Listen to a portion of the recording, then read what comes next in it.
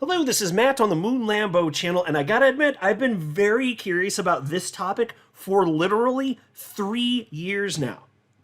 When the SEC sued Ripple on December 22nd, 2020, which is 3 years and 1 day ago, it was quickly revealed that the SEC actually did have specific settlement terms for Ripple. So Ripple, and not just Ripple, but also Brad Garlinghouse and Chris Larson, who were individually sued 3 years ago by the SEC, they actually did have an out. They could have all just agreed to particular parameters, and then this whole thing would have gone away. So we did know that, but we've never heard what those terms were, ever, until now. Now we do know what they are. And, my only assumption was that whatever those terms were utterly reprehensible and completely unreasonable. Oh, yes, they were. Absolutely, they were clearly not remotely reasonable or favorable for Ripple or XRP holders. And I will tell you this, if Ripple, after getting sued, if Ripple didn't have a huge war chest, basically more money than God, in conjunction with the fortitude to fight back against those pricks at the SEC, then we XRP holders would have been permanently financially devastated based on what these particular settlement terms would have been. They're bad, folks. It would have been game over. Technically, yes, XRP would have gone on to survive, but I just mean specifically in the short term and what it means, not even short term, but specifically what it means for holders in the United States. I'm not convinced that United States holders actually would have recovered. I don't know what that would have looked like. But anyway, before diving into what all the specifics are here, I do want to be clear, I do not have a financial background of any kind. I am not offering financial advice, and so you definitely should not buy or sell anything because of anything I say or write. I'm just an enthusiast who enjoys making YouTube videos about crypto-related topics, but just as a hobby and just for fun. All right, so last night in the evening, on the 3-year anniversary of the SEC filing suit against Ripple, attacking XRP holders, this is when Stuart Alderati finally revealed all of this nonsense that was happening behind the scenes. And oh yes, I'm so thankful for Ripple. It would have been just devastating for XRP holders specifically in the United States. Because, with the suit that already followed, obviously the price of XRP was severely damaged. Untold numbers of developers never end up building stuff on the XRP ledger the last few years that probably would have. Untold numbers of humans that otherwise would have put money into XRP the last few years to speculate. They didn't, so XRP price is artificially suppressed even today as a result of all of this. But it could have been even worse if Ripple had just gone along with what the SEC actually wanted. So here's what Stuart Alderati wrote. This is, of course, Ripple's top in-house lawyer, their chief legal officer. He wrote, "Before the SEC sued Ripple, Chris and Brad 3 years ago today, they offered us the following settlement. The SEC would announce to the market that XRP is a security, and the market would be given a short window to, quote, come into compliance, end quote. We said no because, number one, XRP is not a security, and two, the SEC never built a framework for crypto compliance.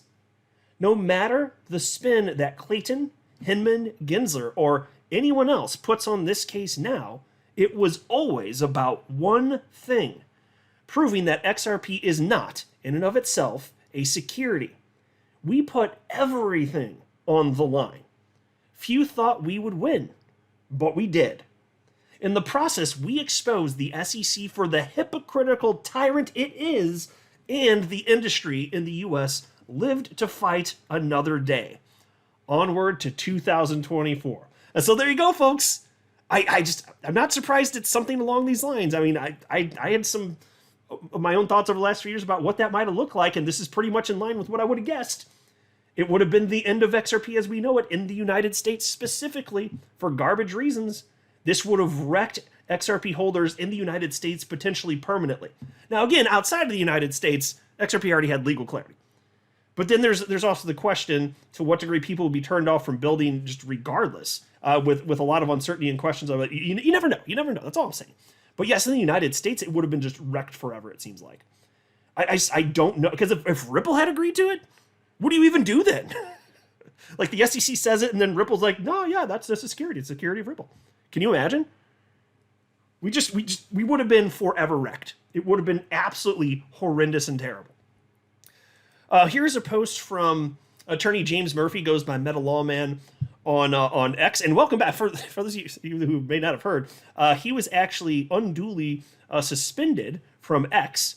He ended up writing a letter to the CEO and some others, which I shared on my channel at the time, and he recently ended up getting his account back because it really was a mistake. So anyway, he wrote to Stuart Alderati and said, very few companies and executives have the fortitude to refuse to give the bully their lunch money.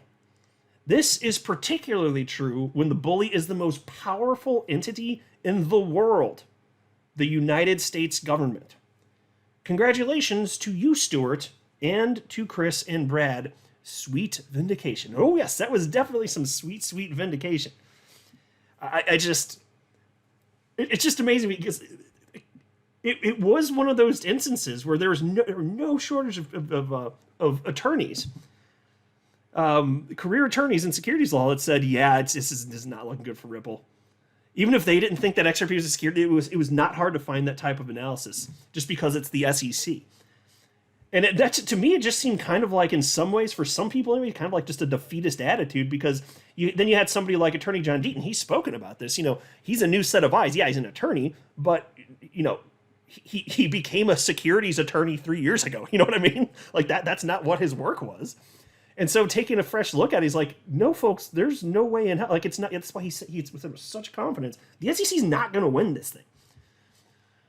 So I do think him just having a fresh set of eyes compared to, securities attorneys that were, for decades in it, had a different look. Then there was this from attorney Bill Morgan, who simply wrote, wait, you mean the SEC wanted Ripple to capitulate, to create the moment and event, to make the whole market concede cryptos are securities, and be cowed into coming into compliance? Exactly. And can you imagine if Ripple did cede that point? For all subsequent litigation against other developers working on other cryptocurrencies, that would have been cited. And it would have been powerful. Like, if even Ripple's like, yeah, this is a security of our company. What are you talking about? That would have been, but it would have been the easy way out for Brad and Chris. And instead, they were bullied. And it wasn't until recently that Brad and Chris had the cases against them withdrawn by the SEC, because they were never real cases anyway, and they wouldn't have won. Obviously, it was a bullying tactic to try and convince them to acquiesce, but they wouldn't. They wouldn't play ball. And so the SEC just did some disgusting stuff there. Here's what Attorney John Deaton had to say on the 3-year anniversary of the lawsuit being filed. 3 years ago today, Jay Clayton met with Gary Gensler. The next day, today, Clayton filed the SEC v. Ripple case alleging all XRP tokens to constitute illegal securities. Clayton filed the most significant non-fraud SEC enforcement action in modern history since 1946, and then walked out the SEC's door forever. If you don't think the XRP case was the topic of discussion the night before between Clayton and Gensler, you're incredibly naive. Yeah, so I think that Attorney Deaton's spot on with that analysis. Of course it was discussed. But it's still, we'll never know to what degree Gensler was or wasn't gung-ho about it getting filed. But clearly Clayton wanted it done. I mean, hell, it could be the case that, maybe he would have wanted to stretch that a little bit further. But it looks to me like Clayton just wanted to make for damn sure that it would happen. And so he did it while he still had power on the very last day. So it makes me wonder if perhaps he had less confidence in terms of the timing, or he just wanted to make absolutely sure it happened for whatever internal reasons he had. And he did. Oh, he sure as hell did. But that's why it's so sweet sitting here 3 years later, going into a new bull season earlier than what we were expecting. XRP having legal clarity. This Christmas is a lot more fun. Going into this Christmas, a lot more fun for the XRP community than going into Christmas for all of us 3 years ago. So lots of reasons to smile. And so there we go. It's just, I'm glad that they put this out there, because I admittedly, I'm sure all of you guys were just as curious, right? Like wondering, because we knew there was a settlement offer. What was the settlement offer? Well, now we know that was it. Revealed for the first time. I'm not a financial advisor. You should not buy or sell anything because of anything I say or write. That would be a very, very, very bad idea. Until next time, to the moon, Lambo.